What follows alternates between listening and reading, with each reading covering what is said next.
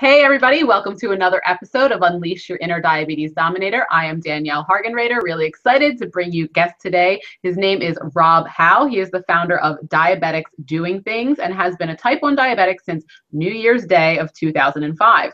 Diagnosed at the age of 16, Rob was immediately relieved that diabetes wouldn't affect his ability to chase his dream of playing professional basketball. After graduating valedictorian of his high school in 2007, Rob spent the next 4 years on a basketball scholarship at the University of Colorado, Colorado Springs, where he earned 4 varsity letters and graduated cum laude with a BS in business. After college, Rob toured with World Famous Harlem Globetrotters as a member of Washington Generals, fulfilling his dream of playing professional ball. Now director of strategy at Splash Media in Dallas, Texas, Rob founded Diabetics Doing Things in 2015 with the goal of sharing the stories of type 1 diabetics who are accomplishing amazing things in their lives. So Rob, thank you for joining us. How are you today? Doing great. Super excited to be here. Yeah, I'm excited to have you. So we usually start out here talking about your story of diagnosis. So let's hear Rob's story and we will find out more about you from there. All right. So let's take it back to a simpler time, 2004, winter 2004. I'm a pretty tall guy. I'm like 6'6", and that was my sophomore year of high school. And I was about 6'6", 6'5", and relatively skinny to begin with. So as I started losing weight, as ketosis sort of set in, that was the first thing that I really noticed. I started really trimming down, and I was playing basketball at the time and had been researching and doing some reading about players losing weight over the season, and it seemed normal. It's just, as you get into the rhythm of playing a lot. And so I didn't feel like anything was wrong, but I started feeling really bad. And then I guess New Year's Eve, like leading up to New Year's Eve, I went to the movies because you're on Christmas break. I went to the movies with one of my friends, and we saw The Aviator with Leonardo DiCaprio. And it's like a super long movie about Howard Hughes. And I remember getting up probably no less than 10, 15 times in the movie to go to the restroom. And I just so I won't even go back and watch the movie. I have such terrible memories of getting up and down. But New Year's Eve came around, and I think I counted that night I went to the restroom 27 times out in the town with my friends. And then the next morning I woke up and I felt really crappy and like kind of flu-ish. And I looked at myself in the mirror, and I was 6'5", and I weighed 155 pounds. So I had lost like 18 pounds in a week. Wow. In that time frame. So I was like, I knew something was wrong. So my mom took me to urgent care, and we kind of waited for a minute, and we got right in there and like, oh, these are your symptoms? Like, oh, you definitely have diabetes. Let's check. And my blood sugar, my fasting blood sugar, because I hadn't had anything to eat that morning, was like 450. And I just remember like right then the doctor's like, okay, well, you definitely have diabetes. Don't worry, nothing bad's gonna happen. Like, just get to the emergency room at Children's Medical Center in Dallas as fast as you can. So that was about 25 minutes from where I was and where my family lived. And like right away, I was just devastated. I just remember like crying, and I had no idea what it meant. And like, I was like, oh no, like all I knew about people who were diabetic was that they were sick, or that they gained weight, or that they got their feet cut off, or, they were blind. And I was just thinking, I was like, I didn't want that to be me. And I felt like my whole life had ended on the drive there. But my mom was there, and like, I got to give my mom a big shout out, because the whole time, even today, like, she's been my rock through my diabetic process. And she owned a Curves for like 12 years. So she's seen every iteration of type 1 and type 2 diabetes. So she was a huge help for me. And so she was riding with me the whole way. And we went to the emergency room, got in there, like, yep, you've got type 1 diabetes. Don't worry, let's get you some insulin. And I remember sitting there on that table. They had they hooked me up with the IV bag, and they had a little bit of the insulin drip, and I just immediately felt 100% better. And I don't know, there's no way. It's like if you're walking through the desert for like days, and then all of a sudden you get water. Yeah, no, I mean, because essentially you're starving, and when you don't have insulin to transport the sugar from your blood into your cells for energy, you are technically starving. So that's a really good analogy. That makes sense. Oh, and I just felt I felt amazing, and like I think they pumped. I was really healthy, and obviously like 16, and my body just wanted so much water. I think that they pumped 4 saline bags into me in like less than an hour. So my body was just like absorbing. I was like blowing up. And then, you know, they put the insulin in, and I just instantly was like, okay, cool, time to go home. I feel great. And they're like, no, well, we got to stay here for diabetes education for a few days. And, you know, again, I had a very great experience at diagnosis. Children's Medical Center in Dallas is like one of the top 5 hospitals for kids in the world. It's got like a top 2 or 3 endocrine clinic center diabetes education. They win awards all the time. I didn't know it at the time, but I had like a 1% diabetes diagnosis experience. Like, it was amazing. But you don't have anything to compare it to, and you just think that that everybody has the same experience. So maybe we'll talk a little bit about how that kind of plays into what I'm doing today. Sure. But that's sort of my experience. And then I stayed like 3 or 4 days in the hospital.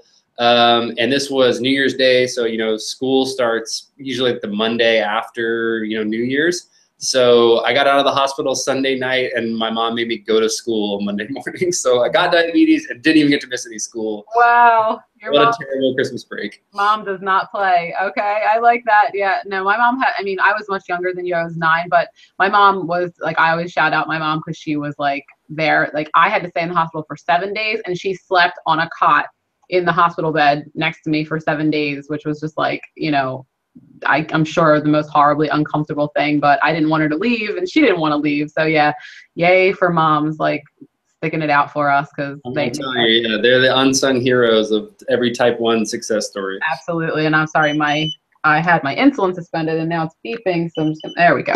So, so yeah, so I agree. And I've talked to a lot of people about their story of diagnosis at this point. I'm coming up on my 50th interview. So I do think, and from what I've heard, you have a unique diagnosis experience.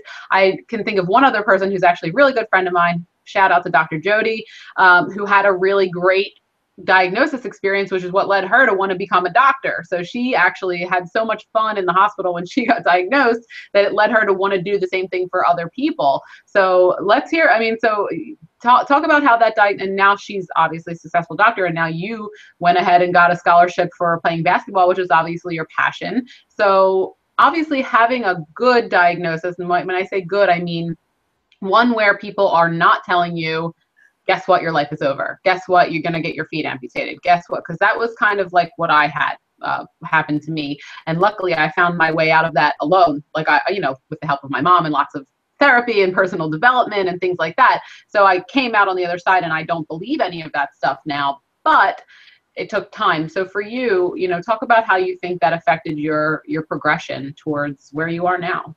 I think it was 100% key. When they come in for diabetes education, they give you all the materials and the books. And I think there was like a coloring book that they had given me. And, you know, I was 16. I was really, you know, angsty and didn't want to do a coloring book that was too kiddie, right? But right off the bat, I was just adamant about, can I play basketball? Can I play basketball? Can I still do all the things that I wanted to do without this? And I remember the head educator sat down, and she looked at me, she said, and before I even told her anything, she was like, everything that you wanted to do before is still on the table for you to do now. You just have to take care of yourself, and we're going to teach you how to do that over the next few days. And that sticks with me today. I still remember the way she looked at me. I still remember like thinking right then, okay, I can do this. It's going to be fine. And that really shifted my entire attitude. And the other part was like, I felt so good after, you know, they had been giving me insulin, and you know, my blood sugar was normal, and I was feeling great, and I hadn't felt good for, you know, probably 2 or 3 months before that. And so I was like, I was drinking the Kool-Aid 100%. I was ready to do whatever they asked because of how good I felt. And so from there, I think, you know, really, and we talked about this a little bit before we got on live, my personality is to whatever I'm doing, I do it 110%. I'm all about it, whether that's watching basketball or doing podcasts, or I do improv comedy. I discovered about 3 years ago, and now it's like my favorite thing. I do it all the time. So it doesn't matter, whatever the thing is that I'm on at that point, I'm all about it on 100%. And diabetes sort of became that for me. The taking care of myself was like, well, this is what I've got to do, so I'm going to do this, this, this, and this.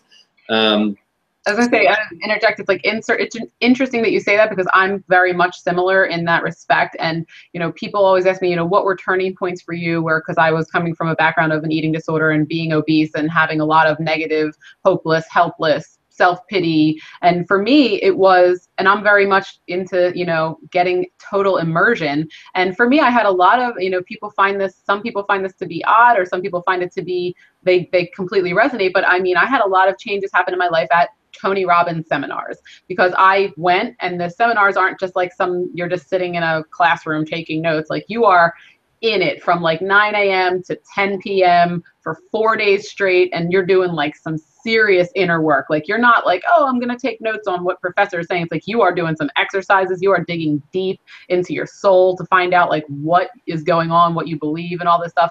And so for me, that total immersion changed my outlook on life. So I think that just kind of bolstered my feelings of doing that in that manner, because I feel like you get so much more out of things instead of dabbling a little bit here and dabbling a little. Not that it's a bad thing to know a lot about, a little bit about a lot of things, which I think I do, but at the same time, it's like when you want something really bad and it's really important to you, and you just dive in like head first and don't look back, I feel like that's just the best way to get results. And you're feeling the same way, I think. 100%. And I think that was the key for me. And I'm sure, you said you almost done 50 interviews. Every diabetic, I think, has that moment where like the line is drawn, and like the doctors did a really good job for me at diagnosis of saying, okay, like this, you have diabetes. Like, that's an absolute. There's not a cure right now. That's 100% an absolute. But there is a treatment plan where you can live a totally normal life,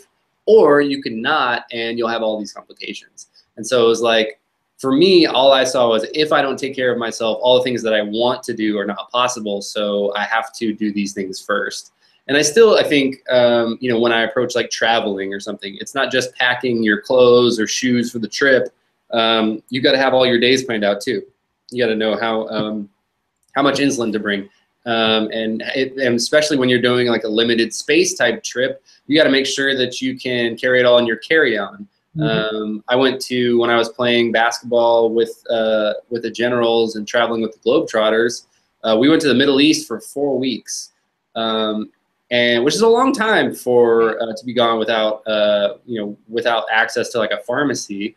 And so I had to have everything that would fit in my backpack for that 4 weeks. And luckily I did. And I even had like probably 2 extra weeks of supplies that fit with me, which I found like really empowering. And I was really pumped about, because it's like, oh, now I know that if I was going to be gone for 6 weeks somewhere, that I know exactly what I need to bring for that time period. And I know that it fits in my backpack, and it can fit there with my computer and all my other stuff that I need, to have right around me. So that was cool too. So kind of back to the original point of like, drawing that black and white line. It's like, okay, let's do, I was just like, let's do this. What do I have to do? Test my blood sugar 4 or 5 times a day, make sure that I'm counting all my carbs. And, so of course I, being the type of personality I am, I'm sitting at a table even a couple weeks ago at my office, just like the office kitchen table, and I'm counting everybody else's carbs on their plate too, just because I'm good at it.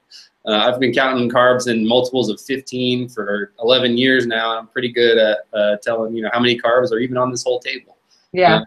Which is fun. I don't know. I just made it a game. I guess like, if I knew what I wanted to accomplish, I knew that these were the necessary steps. And I think that was just kind of what fueled me to get through it. Yeah, a couple things you said. I actually have a go bag. Like, I think that's from being married to somebody that was in the Army for 8 years. Like, I wasn't super prepared like that before I met him, which was actually funny. But like, we travel a lot. Traveling is just one of my favorite things to do, and it's a very high priority in my life.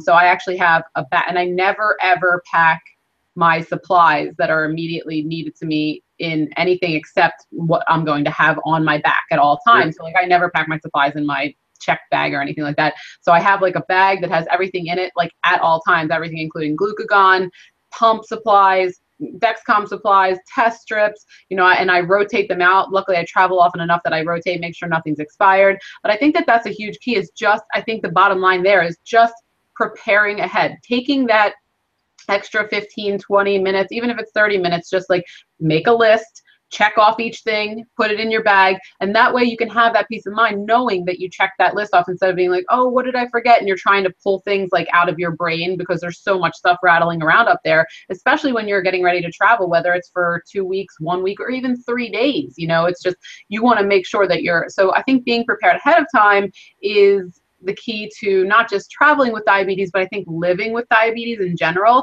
is being prepared for anything, and, you know, counting carbs and gamifying it, which I'm a huge fan of. I think gamifying anything makes it better and more enjoyable. And it's a shift in attitude. Like we've talked about before, it's like, before I saw that as a burden, it was like something that like, why do I have to do this? Nobody else has to do this. It's just like, and feeling all, self-pity about it. But now it's like, I get to do this. I'm smart enough to use my brain. I live in a time where I have these available things to me where, 100 years ago, we would all be dead because there was no insulin. So I'm just grateful for what's available to me. And I'm happy to have the opportunity to use that to my advantage. And I think that's just an attitude and about the way people see not just diabetes, but any disease. It's like we have these great tools that we can use, and just feeling grateful. I choose to feel grateful versus choosing to feel self-pity, because that was a huge shift for me. I think you kind of live in that same attitude, which I love. And especially it's nice to see, not that I'm that much older than you, but I am older than you. It's nice to see a young man having that attitude, about, being responsible. Because a lot of times you hear people, oh, well, young guys are so irresponsible, but you sound like, you're really on top of your stuff, and it's pretty awesome. So, I certainly have my moments where, especially in the past, where I've been irresponsible, but luckily, I've always had that, like, in the back of my mind, no matter what I was doing, it's like, I still need to make sure that I'm not in any danger, or anything that I'm doing is not going to like hurt my diabetes. Because you know what? I went to college. I had a very state school college experience. Went to parties and did all that. But my roommates were in on, it's like, okay, man, let's just here's the deal. We'll sit down day one, and it's like, look, I've got diabetes. If you ever see me seizing in a corner, that's not good. Let's call 911. But other than that, like, I'm in pretty good control of this, so no need to worry about anything else. Yeah. And never had any issues. Knock on wood, but. I have only been in the hospital one time, and that was for diagnosis. So I don't plan on going back. And that's sort of where I'm at from a control standpoint. But back to the attitude shift, I think with diabetes, it's something like, if you had to pick another incurable, lifelong disease that will kill you if you don't take care of it, I'd choose diabetes every single time. I'm really grateful that if this is my challenge, like, I'm so grateful that this is it, because I can be successful at it. And then the things, not only that can I be successful at managing my diabetes, but the things that make me a good diabetic make me a good person too, like either professionally or personally, because like you said, I'm thinking ahead. I'm always thinking about the consequences of certain actions. I'm always making sure that I'm going by the steps that are necessary for me to either go on a trip or go on when my insulin's going to go out. So I'm like always looking ahead on my day. If I've got to fill my reservoir, I know which supplies to bring versus just a regular day when I really don't have any pump action or pump activities that I've got to take care of. And that filters through to my professional life. That filtered into my approach as an athlete. I was able to basically formalize and develop a plan and a roadmap to accomplish, whatever I wanted to, wherever I wanted to go.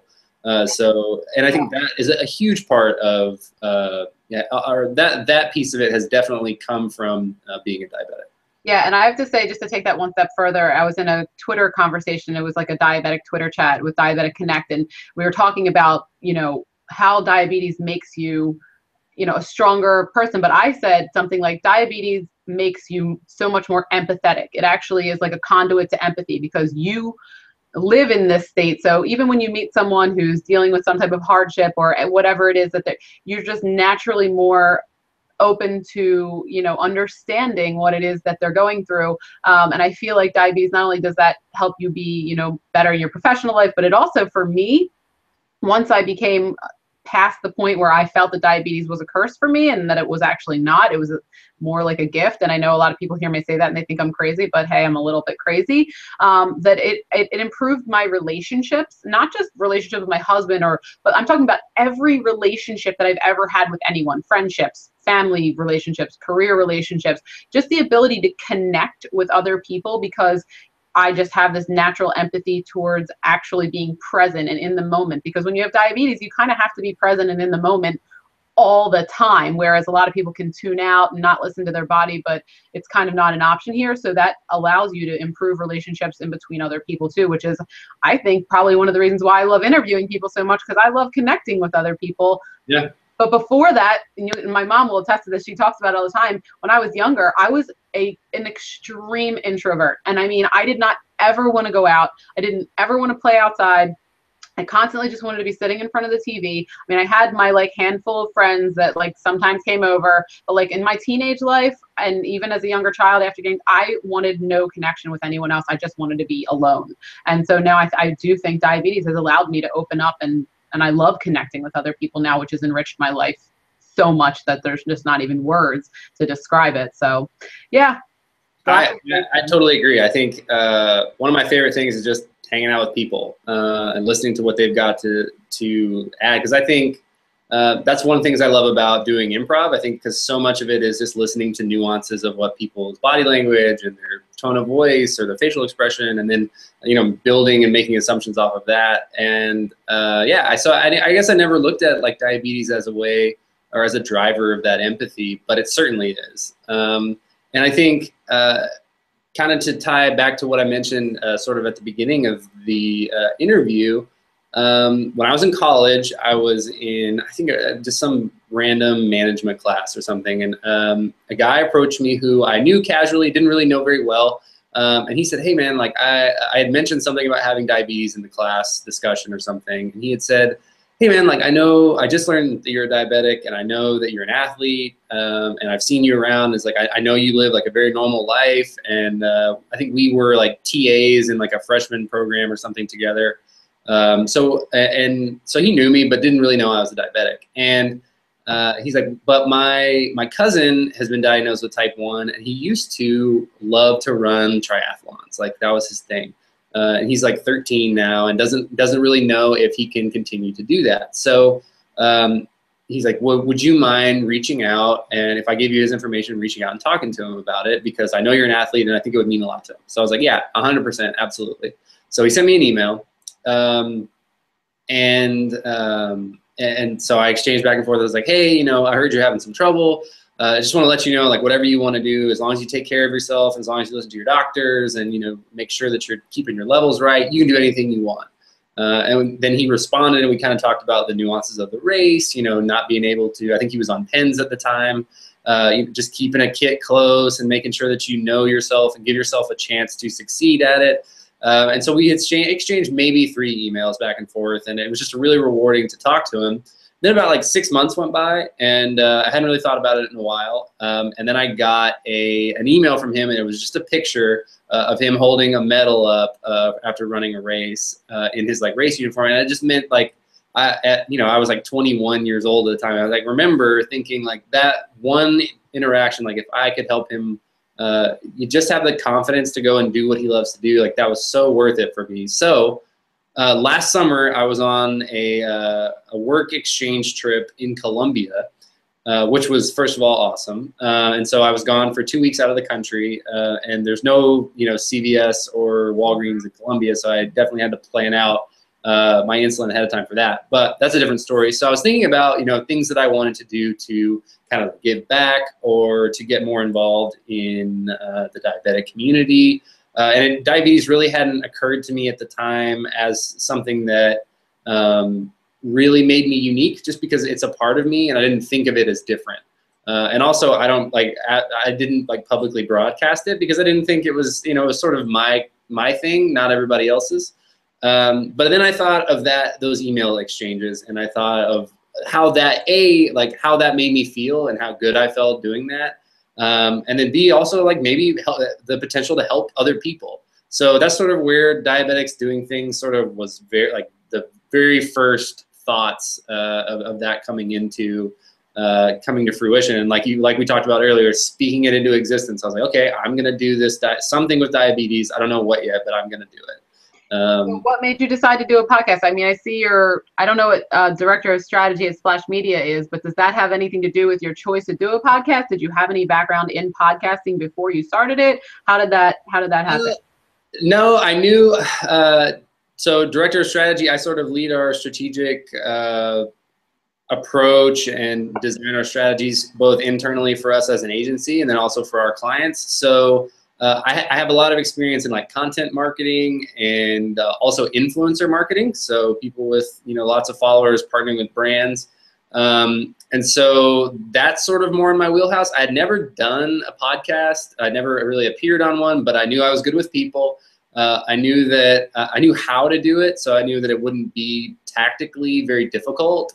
And it would take less time for me than actually just writing a lot of blogs and doing those things as well, which I've also done, but less frequently. So I knew that it'd be a way that I could connect with people, show a little bit of personality. It also ties in some of my improv skills and abilities and things that I work hard on and have put a lot of time into. So I thought, why not sort of combine where I'm at with my director of strategy, where I'm at as a diabetic, what I know from improv, and seeing if I could figure out a way to combine all three.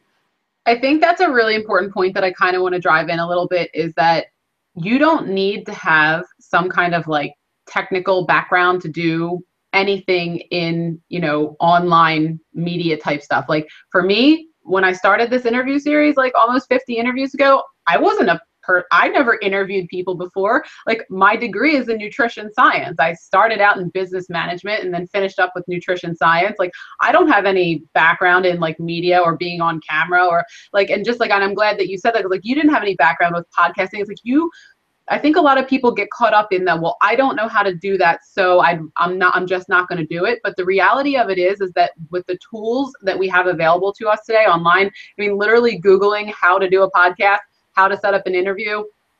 I mean, the whole thing that when I set up these interviews beforehand takes 5 minutes. I just click, Google makes it so easy with Hangouts. And, I don't know the podcasting side yet, but I mean, I feel confident that if I decided to start a podcast, I could probably figure it out pretty easily because it's available to us all. And I think that the more people that find their voice and do the thing, like you're doing a podcast and I do interview series, and I think we both have the exact same outcome, although we're doing it through different mediums, which is to help people find, connect with somebody that inspires them to step up and take better care of themselves, or find a little bit of hope or inspiration to, find that strength within themselves to say, hey, you know what, if they're doing it, I can do it, which is totally true. You can. Anyone that's watching this, you can do whatever it is that you want.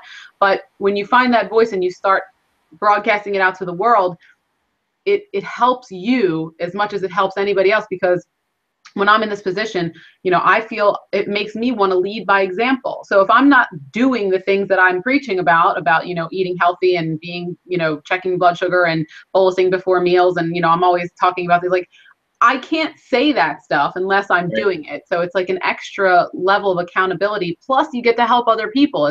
And we need as many voices out there.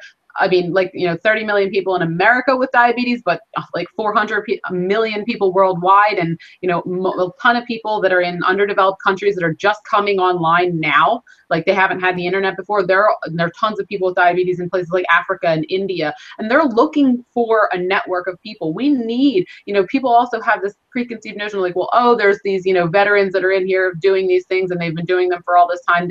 There's no room for me. That's not true. That'll never be true unless every person.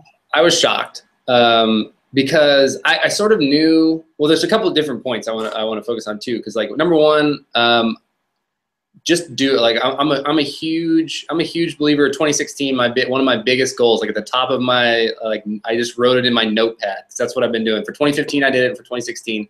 Number one is produce more. So I'm just putting it out there. That's my. I've had a lot of great ideas in the past that almost made it to being produced, but never made it out. I'm pushing it out now. Some of them might not be perfect. There's some of my early podcasts that have terrible echo on them, and I just published yours today. It's my 6th episode. We're very, very low amount of viewers right now, but the emails that I've gotten from people, just saying thank you for this. I listened to the podcast and I loved it. It was so inspiring. Thank you. I love hearing all the different guests. Like that alone, if that had only happened once, I still would be going as hard as I am now. And I think I've probably gotten 10 or 12 emails from different people. And think about the way that that we got introduced and we got our interview. I think you had maybe retweeted or liked something on Instagram, and I was like, Diabetes Dominator, that sounds cool. So I clicked in, found it, and then followed you and exchanged a couple of DMs and emails. And now this is our 2nd interview together. So I think people are afraid to ask for things. Yep. And the power of asking, there's a book, I think it's called The Power of Asking, that one of my friends is reading, and there's a TED Talk on it too. But it's all about what's the worst that could happen? I was like, oh, I'm going to reach out to the Diabetes Dominator. She's got a lot of followers. She might not be interested in doing an interview. This is before I knew that you did interviews for yourself as well.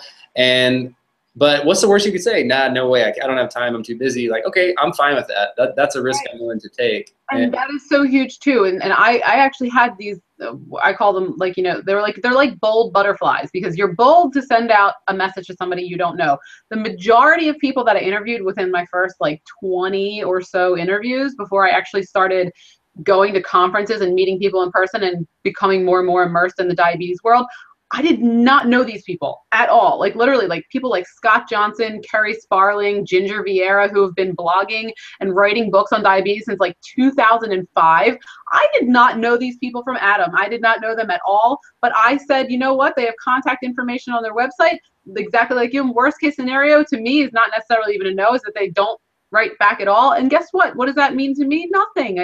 But at least I put it out there in the universe like we talked about, and I let the universe know what my intentions were. And when you speak it, it usually, you help it come into reality. And I'd say, of all the people that I've ever reached out to, which have been a lot, I've probably only had 2 people out of 50 that didn't do the interview, and not because they said no, but because of scheduling conflicts. And the thing with people in these our diabetes community, they're so open, they're so loving and willing to help people that want to help themselves and help other people. So it's you got to get rid of that whole fear of rejection, because who cares if they reject you?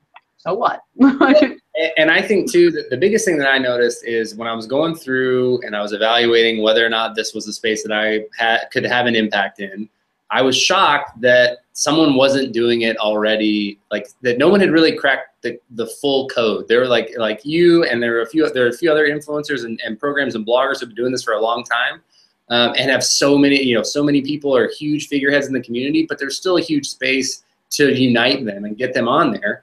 And the other part was a little bit vain, but I thought of it like this. I've lived a super cool, awesome life, and I'm still relatively young, and I want to continue that. So that's what keeps me up at night, is how can I continue to do super cool things? Mm-hmm. And then it occurred to me that diabetes as a whole has a terrible image problem. First of all, type 1 diabetes is always associated with type 2, and that's the first association that most people make from an awareness standpoint. Secondly, it's kind of type 1 diabetes, let's admit it, is gross sometimes. You've got sites, you're testing blood, there's you've got everybody's, shooting up pens at the dinner table. Sometimes it can be a little bit jarring for people.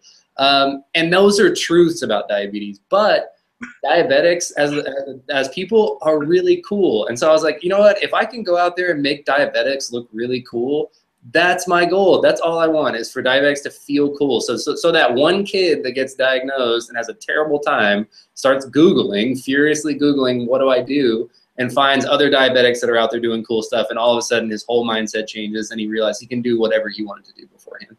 Awesome. Yeah. So I always say this, it's my motto at this point in the interview is that we could obviously sit here and talk about this forever, but we have to keep this consumable for people. So let's go into what Rob's top 3 tips for thriving with diabetes are, or what you found them to be over your past 11 years? 11 years, yeah. Okay, so top 3, let's boil it down. Number 1, we've already talked about it, plan ahead. So whether that's ordering prescriptions, I send mine, my Walgreens emails me whenever I need to refill. I just reply. You know, have a pharmacy close by. Also, if your pharmacy isn't 24 hours, make sure it is, because you never know when something will pop up or something will break and you need to pick something up in the middle of the night. Number two, I think we harp on diet and exercise a lot. I'm sure both of us do. It couldn't be more important to keep it. It just makes everything else so much easier when you know what you're putting in your body is high quality. I'm doing I just finished a Whole30. I don't know if you're familiar with that, but it's just, it's a very, very strict diet. But like my numbers that I get from, and the results I get as a diabetic from really watching what I eat and making sure that it's high quality materials and cutting down on my sugar. And then also, you know, upping my activity. I'm always in a better mood. I'm always more insulin. I respond better to my insulin. I use less insulin. So diet and exercise are huge. And then number three, I'd say like just be able to carry your stuff with you anywhere, because you should be able to go wherever you want. So whether that's, you know, stuffing it all in your backpack or you know, modifying your kit to make sure it can hold your insulin and maybe an extra needle and some extra sites. Don't let it be an anchor for you. Just be able to get mobile with it and go out there and travel or try new things or go meet new people or stay out late. But just, you know, make sure it's there with you so you can use it if you need to. Make it mobile. Make it a part of you. That's my big thing. My pump's a part of me. My test kit's a part of me. And I do love those times of day when I would go play basketball and I take my pump off. And for, you know, an hour, I'm like free and I'm running around and I don't have my pump on me, but then I put it back on and everything else is right there. And it's just, that's what I carry with me. So what kind of pump do you use before we close out here? I have a mini med, a Medtronic mini med, and I like it. It's great. I was, when I got it when I was 20. So here it is. I got it when I was 20. My big beef about it was, as a 20-year-old, was that it's not sexy. Because it's like always on. I thought, I was like, oh, anyway, that was my shallow 20-year-old feeling. But I couldn't have been more wrong. I love it. I can snack. I could I can bolus. I don't have to give myself pen shots at the table. And yeah, I couldn't be happier. Awesome. Yeah, I actually always share this, but I'm 25 years now into having diabetes, but for 22 of those 25 years, I manually injected because I didn't want to have anything hanging off my body. I don't know if it was sexy, but maybe that was part of it as I was younger and not, and not married. But once I started pumping, and I have an Omnipod, so I've never actually been connected to a pump ever. I've never had a pump that had tubing, and actually that was a huge deciding factor for me, because once I got the Dexcom first, and once I had the Dexcom site on for a while, I was like, oh, well, I can have another site on, whatever. And so I've had the Omnipod now. But yeah, I think it's anything is a matter of personal preference. I had great control when I had injections, and I have great control when I have pumps, but I love my pump, and I'm a big supporter of Omnipod. I'm always like, yes, because people can disconnect and connect. I'm like, I'm never connected. Like, to me, that's just like, for heavy weightlifting and cardio and yoga and all that stuff, I'm just like, that's for me, that's so freeing. And that just brings it back to all the options that we do have. Right. And who cares if it's sexy? And the thing is that my husband thinks I'm sexy because I'm a cyborg. So maybe you just need to find somebody that thinks that electronics and being partially robotic is hot. So that's just part of it. That goes back to my point number one: keep batteries around. That's like the one thing you don't think about. You've always got insulin. You've always got test strips. Keep batteries, because you never know when your batteries will go out, and you'll have to make robot jokes to your partner about I'm powering down. All right. Well, I appreciate you taking the time to chat and laugh with me about all of this stuff. I am going to link to Diabetics Doing Things and whatever else Rob wants you to be able to contact him, whatever way he wants you to be able to contact him. And is there anything else that you would like to add before we wrap up? No, I don't think so. Just keep on doing your thing out there, and I can't wait till our paths cross again. Diabetics Doing Things and Diabetes Dominator. I'm sure that they will. Yeah, absolutely. All right, cool. So thank you so much, Rob. And I will again link to all of his stuff below. And I will catch everybody on the next episode of Unleash Your Inner Diabetes Dominator. Thank you for joining us. Take care.